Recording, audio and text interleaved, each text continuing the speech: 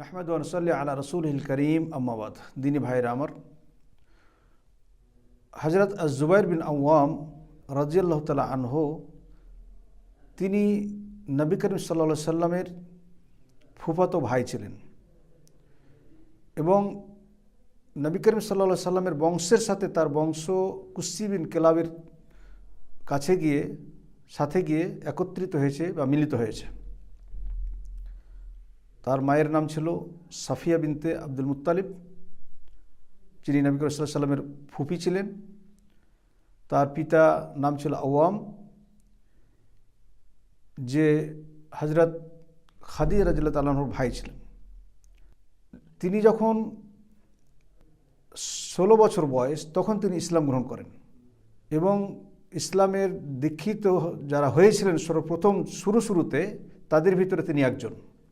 তিনি যখন ইসলাম গ্রহণ করেন, তার ইসলাম গ্রহণ করার কারণে তার চাচা তার উপর অত্যন্ত নির্মমভাবে অত্যাচার করে। এমনকি বলা হয়েছে যে সে ছোট বাচ্চা অবস্থাতে, অর্থাৎ 16 বছর বয়সে ইসলাম গ্রহণ করেছিলেন। তো এই অবস্থাতে তার চাচা তাকে ধরে নিয়ে গিয়ে তাকে চাটাই বা চাটাইয়ের ভেতরে তাকে মুড়ে তার সাইডে আগুন জ্বালিয়ে তাকে ধোঁয়া দিয়ে কষ্ট দিয়েছে, যাতে করে তার নাকে মুখে ধোঁয়া ঢোকে এবং সেখানে তার যেন কষ্ট হয়।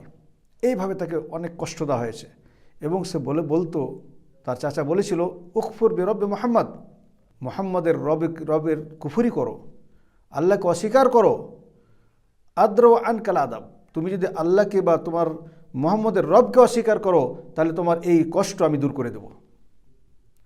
হযরত যুবাইর রাদিয়াল্লাহু তাআলা আনহু তিনি দার্থ কণ্ঠে ঘোষণা দিয়েছিলেন, বলেছেন, লা আউযু লিল কুফরি আবাদা, আপনি আমাকে যতই কষ্ট দেন, যত রকমের শাস্তি আমাকে দেবেন, যতই কষ্ট দেন, কিন্তু এই কুফরির ভিতরে আর দ্বিতীয়বার আমি কখনো ফিরে যেতে পারবো না বা যাব না।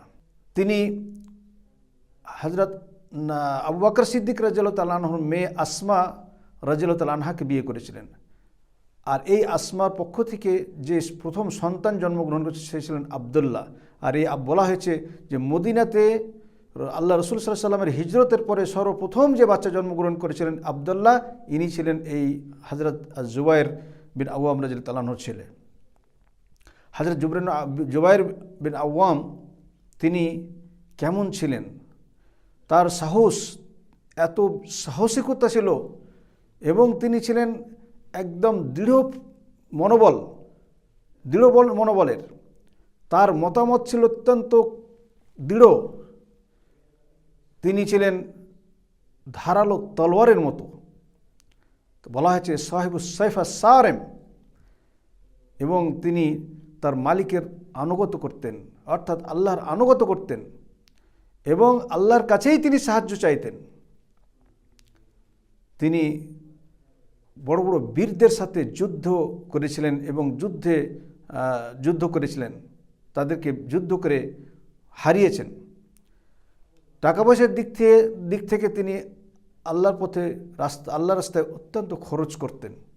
তিনি ছিলেন দ্বীনের উপর অবিচল এবং অর্থের দিক থেকে সহনশীলতা ছিল তার ভেতরে। হযরত যুবাইর বিন আওয়াম তিনি ছিলেন হাওয়ারি রাসূল।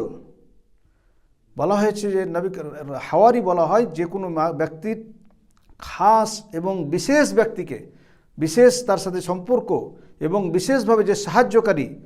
তো নবী করিম সাল্লাল্লাহু আলাইহি সাল্লাম তিনি খাস ব্যক্তি ছিলেন এবং তিনি হাওয়ারি ছিলেন। বিশেষ বিশেষ জায়গায় যে কোনো সময়ে নবী করিম সাল্লাল্লাহু আলাইহি সাল্লামের জন্য সাহায্যের জন্য তিনি দৌড়িয়ে আসতেন।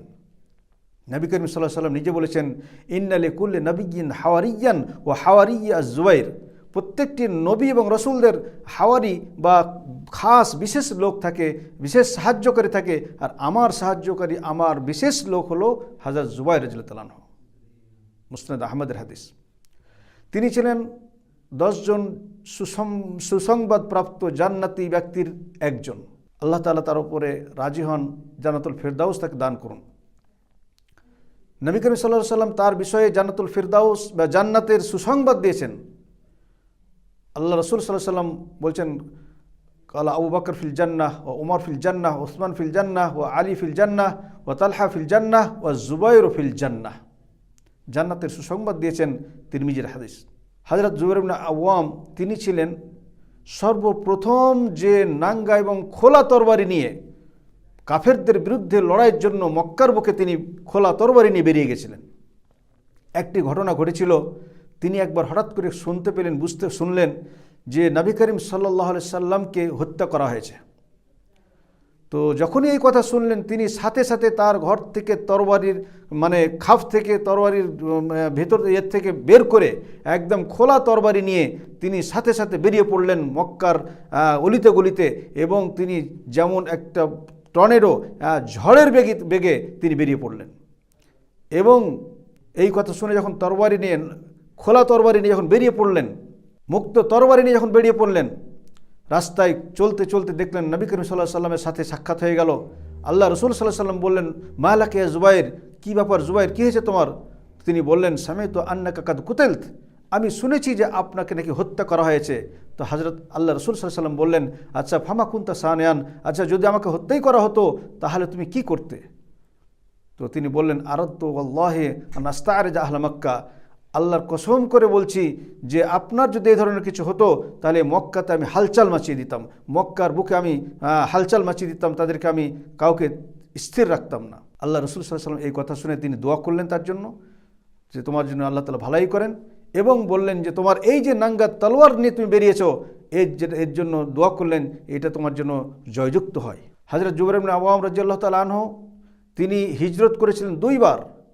প্রথমে তিনি হিজরত করেছিলেন হাবসার দিকে, পরে তিনি আবার মদিনায় হিজরত করেছিলেন, এবং মদিনাতে নবী করিম সাল্লাল্লাহু আলাইহি সাল্লাম প্রত্যেকটি গাজওয়ার সাথে আল্লাহ রসুল যতগুলো যুদ্ধ করেছেন প্রত্যেকটি যুদ্ধে তিনি শরীক হয়েছেন। হযরত মুআয বিন জাবাল সম্পর্কে বলা হয়েছে যে বদরের যুদ্ধে তিনি যে পোশাকে যেভাবে তিনি মাথাতে একটি হলুদ রঙের পাগড়ি নিয়ে যুদ্ধে নেমেছিলেন, আর তারই মতো হয়ে আল্লাহর তরফ থেকে যে সমস্ত ফেরেশতারা এসেছিলেন তারই পোশাক এবং তার হায়া তার মতো হয়ে যুদ্ধে নেমেছিলেন ফেরেশতাগণ।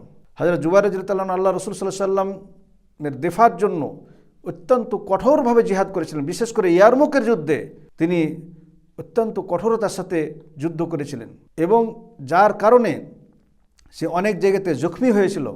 এমন জখমি, এমনভাবে সে তার কাঁধে এবং তার পিঠে বিভিন্ন জায়গাতে জখম হয়েছিল, এমনকি তার পিছনের গুদ্দিতে বা ঘাড়ের পিছনে তাকে এমনভাবে তার ব্যথা লেগেছিল বা তাকে জখম করা হয়েছিল যে বলা হয়েছে যে কোনো একজন ব্যক্তি যদি আঙ্গুলগুলো ঢুকিয়ে দিত পরিপূর্ণ আঙ্গুল তার ভিতর ঢুকে যেত।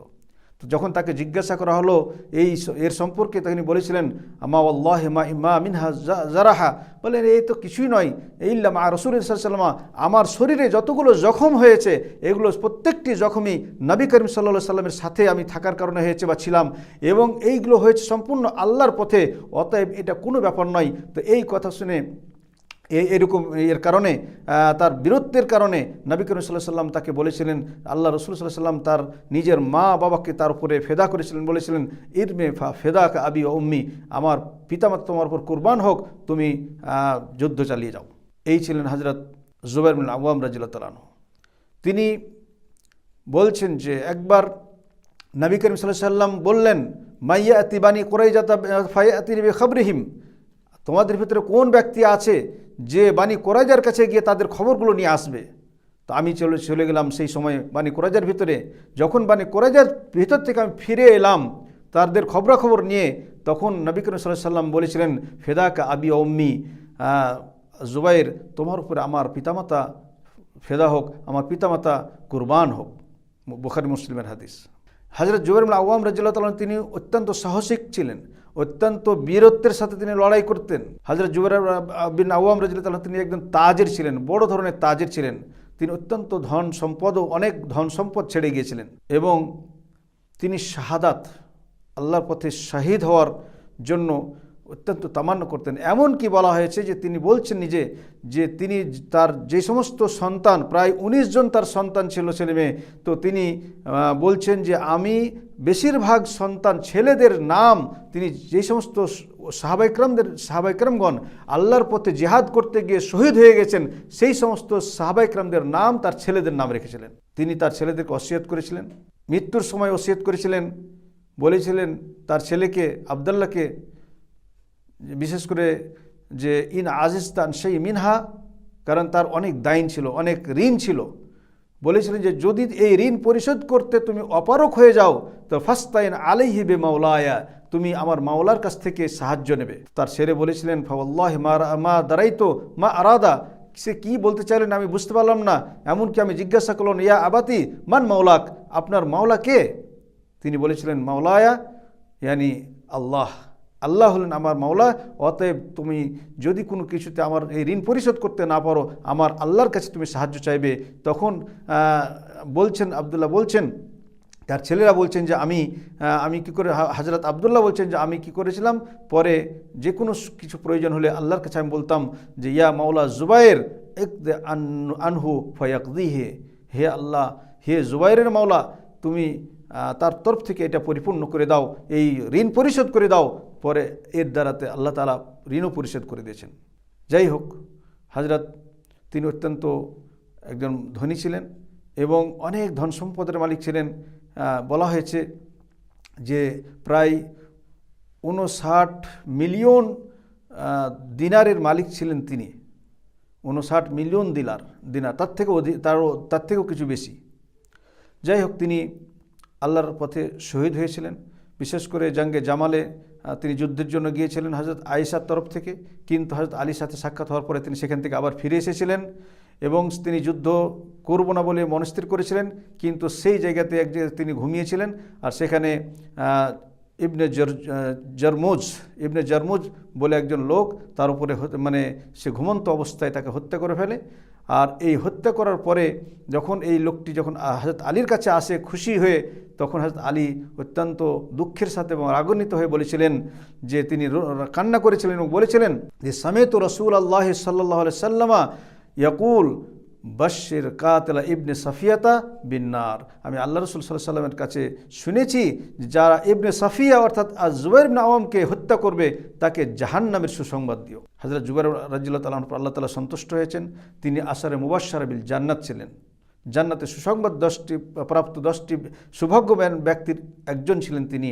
তো এই হযরত জুবাইর রাদিয়াল্লাহু তাআলা আনহু তিনি এইভাবে তার ইন্তেকাল হয় এবং আল্লাহ তাআলা তাকে জান্নাতবাসী করেন। নবী করিম সাল্লাল্লাহু আলাইহি ওয়াসাল্লাম তাকে জান্নাতের সুসংবাদ দিয়েছেন। আল্লাহ রাব্বুল আলামিন আমাদের সকলকে যেন সাহাবায়ে ইকরামদের মতো হওয়া এবং তাদের মতো করে দিনের কাজ এবং দুনিয়াতে চলাফেরার তৌফিক দান করেন। আমিন। ওয়া সাল্লাল্লাহু আলা নবিয়িনা মুহাম্মদ। আসসালামু আলাইকুম ওয়া রাহমাতুল্লাহি ওয়া বারাকাতুহু।